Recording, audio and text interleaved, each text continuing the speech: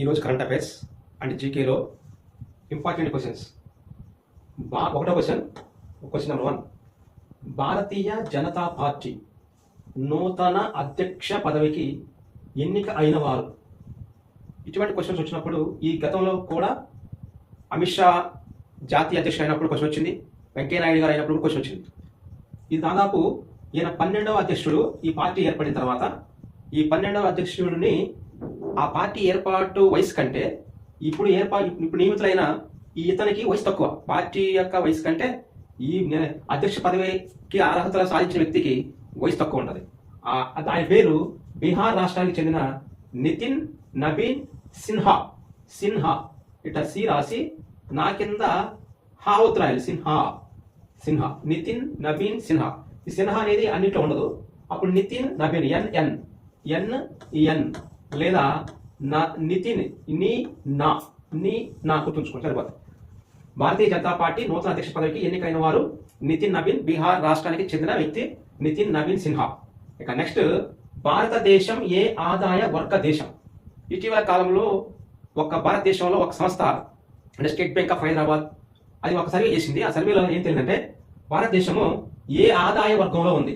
ఇది ఎకానమీకి సంబంధించినటువంటి క్వశ్చన్. ఇది అది మన భారతదేశం ఎగువకి వెళ్ళిపోయింది. గతంలో దిగువకు ఉండేది, ఇప్పుడు దిగువ మధ్య అంటే దిగువ నుంచి పైకి మధ్య నుంచి పైకి ఎగువ, మళ్ళీ ఎగువలోని ఎగువ ఆదాయం, మధ్య ఆదాయం, మళ్ళీ దిగువ ఆదాయం. దీనిలో మళ్ళీ 3 రకాలు ఉంటాయి, దీనిలో మళ్ళీ 3 రకాలు ఉంటాయి, దీనిలో మళ్ళీ 3 రకాలు ఉంటాయి. ఇలా ఎగువ ఆదాయంలో ఎగువ మధ్య ఆదాయ దేశంగా గుర్తించబడింది భారతదేశం ఎగువ మధ్య ఆదాయ దేశంగా గుర్తించబడింది. నెక్స్ట్, ప్రపంచంలో అతిపెద్ద ఆర్థిక వ్యవస్థల్లో భారత స్థానం. ఇది చాలాసార్లు ఎగ్జామ్ అడిగిండు, మనలో అడగడానికి ఆస్కారం ఉంది. ఇటీవల కాలంలో మన భారతదేశం 5వ స్థానం నుంచి అంటే కాదు, యాక్చువల్గా ఈ 2014 సంవత్సరంలో మన ఆర్థిక వ్యవస్థ ప్రపంచంలోని 11వ స్థానంలో ఉండేది.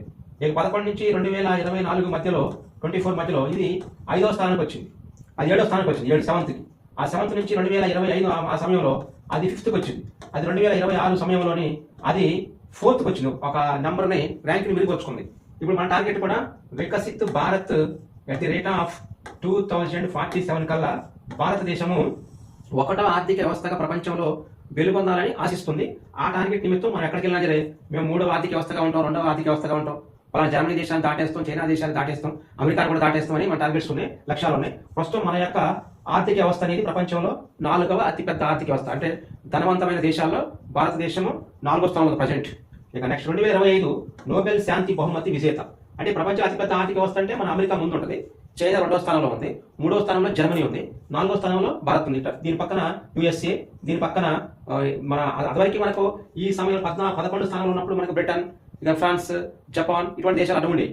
వాటి మొత్తం తొలగించుకుంటూ పైకి వచ్చింది. USA ప్రజెంట్ ప్రపంచంలో అతిపెద్ద ఆర్థిక వ్యవస్థ. తర్వాత చైనా 2వ స్థానంలో ఉంది, చైనా అనేది 3వ స్థానంలో జర్మనీ దేశం ఉంటుంది, 4వ స్థానంలో ఇండియా ప్రజెంట్ ఉన్నది. ఇక 2025 నోబెల్ శాంతి బహుమతి విజేత. ఈ 2025 సంవత్సరంలో అక్టోబర్ మాసంలో ఈమె ప్రకటించారు. ఈమె వెనుజులా దేశానికి చెందిన ఒక ఉద్యమకారురాలు, పార్టీ నాయకురాలు. వెనుజులా దేశంలోని పీస్ కోసం, వెనుజులా దేశంలో శాంతి కోసం బాగా పరితపిస్తుంది. ఎన్నో దశాబ్దాల నుంచి అక్కడ పోరాడుతున్నటువంటి మహిళ ఆమె పేరు కావాలి. 2025 నోబెల్ శాంతి బహుమతి ఎందుకు ఇంపార్టెంట్ అంటే ఈ బహుమతిని ఇటీవల కాలంలో ఆ దేశ అధ్యక్షుడైన వెనుజులా దేశ అధ్యక్షుడైన మరియా అని ఈ మధురో అనే వ్యక్తిని అరెస్ట్ చేసి అమెరికా దళాలు తీసుకెళ్ళినప్పుడు ఈమెకి ఆనందం ఎక్కువయ్యి, అంటే ఈమెకి ఈ యొక్క మరియా మచ్చుడో అనే మహిళకి ఆ దేశ రాజకీయ నాయకులకి, వెనుజులా దేశ రాజకీయ నాయకులకి నోబెల్ శాంతి బహుమతి లభిస్తే దాన్ని తీసుకెళ్లి డొనాల్డ్ ట్రంప్ మెడలేస్తారు. డొనాల్డ్ ట్రంప్ బహుమతి ఇచ్చింది. ఇక్కడ అంటే స్టాక్ హోమ్ వాళ్ళు ఏమికి ప్రదానం చేస్తే ప్రపంచంలో అత్యున్నతమైనటువంటి శాంతి పురస్కారం అది తీసుకెళ్లి డొనాల్డ్ ట్రంప్ గారికి ఇస్తారు. ఏమి ఇవ్వడం వల్ల ఇది ఇటీవల న్యూస్ వచ్చింది. 2025 నోబెల్ శాంతి బహుమతి. ఇంకోటి ఏంటంటే ఈ నోబెల్ శాంతి బహుమతి నాకే అర్హత ఉంది, నాకే వస్తుంది, మరియా మాచులో కాదని ట్రంప్ కూడా ఒకప్పుడు వ్యాఖ్యానించారు. ఈయన కూడా దాదాపు 11 దేశాల యొక్క యుద్ధాలను నేను శాంతి కాముకుడిని, నాకు యుద్ధం చేయడం అలవాటు లేదని ఆయన కూడా అప్లై చేసినప్పుడు ఆ యొక్క కమిటీకి రివ్యూ ఇచ్చుకున్నారు. కానీ కమిటీ వారు విడుదల చేసినటువంటి మరియా మాచులోకి అది ప్రదానం చేశారు. ఇక అది అటాను డొనాల్డ్ ట్రంప్ కోరుకున్నాడు కాబట్టి ఆయనకి ఇచ్చేది పోలని ఆ వెనుజులా దేశ అధ్యక్షుడిని అరెస్ట్ చేసినప్పుడు ఏమే వెంటనే వెళ్ళి మరియా మాచులో ఆ ట్రంప్ మెడలోని ఆ బహుమానం చేసింది. నెక్స్ట్, UAE అధ్యక్షుడు ఇటీవల కాలంలో ఆయన మన భారతదేశాన్ని సందర్శించారు. మన 2026 జనవరి మాసంలో ఆయన Sheikh Mohamed bin Zayed Al Nahyan. ఈ లాస్ట్ పేరే మనకు కావాలి. ఇది మొత్తం అలాగే కావాలి. షేకులు, మహమ్మదులు, బిన్నులు, జయేద్లు కామన్గా ఉంటాయి వాళ్ళకి. అంటే వాళ్ళు ప్రిన్స్ కాబట్టి రాజ కుటుంబాలు కాబట్టి వాళ్ళు అన్ని పదాలు వాళ్ళ దగ్గర ఉంటాయి. షేక్ అంటే అక్కడ మహమ్మద్ బిన్ జయద్ కామన్ గా ఉంటాయి అందరికి. Al Nahyan Al Nahyan Al Nahyan అని యుఏఈ యునైటెడ్ అరబ్ ఎమిరేట్స్ అధ్యక్షుడైన యునైటెడ్ అరబ్ ఎమిరేట్స్ అధ్యక్షులు ఆయన ఇటీవల కాలంలో భారతదేశం సందర్శించారు. ఇక నెక్స్ట్ ఈశాన్య ఋతుపవన సీజన్ ఇటీవల మొన్న ముగిసిపోయింది. అది 2026 సంవత్సరము జనవరి మాసంతో దాదాపు ముగిసిపోయినట్లు లెక్క. అది ఆ ముగిసిపోతే లెక్కలు తీస్తే ఆ లెక్కల్లోని ఏ రాష్ట్రంలో ఎంత ఏంటి సీజన్ అనేది తీసుకున్నారు. దానికి సంబంధించి ఇలా ఈశాన్య ఋతుపవన సీజన్ అనేది భారతదేశం ఎక్కడి నుంచి ఎక్కడ స్టార్ట్ అవుతుందని ఇచ్చారు. ఇది అక్టోబర్ మాసం నుంచి డిసెంబర్ మాసం వరకు ఉంటుంది భారతదేశంలో. అక్టోబర్ మాసం నుంచి భారతదేశం తీసుకుంటే ఈ భారతదేశంలోని ఇటు ఈశాన్య ప్రాంతం నుంచి ప్రపంచంలో ఇలా వచ్చేటువంటి ఋతుపవనాలని ఇలా వచ్చేటపడుతుంది. ఇక్కడ ఉన్నటువంటి రాష్ట్రాన్ని తమిళనాడు రాష్ట్రము.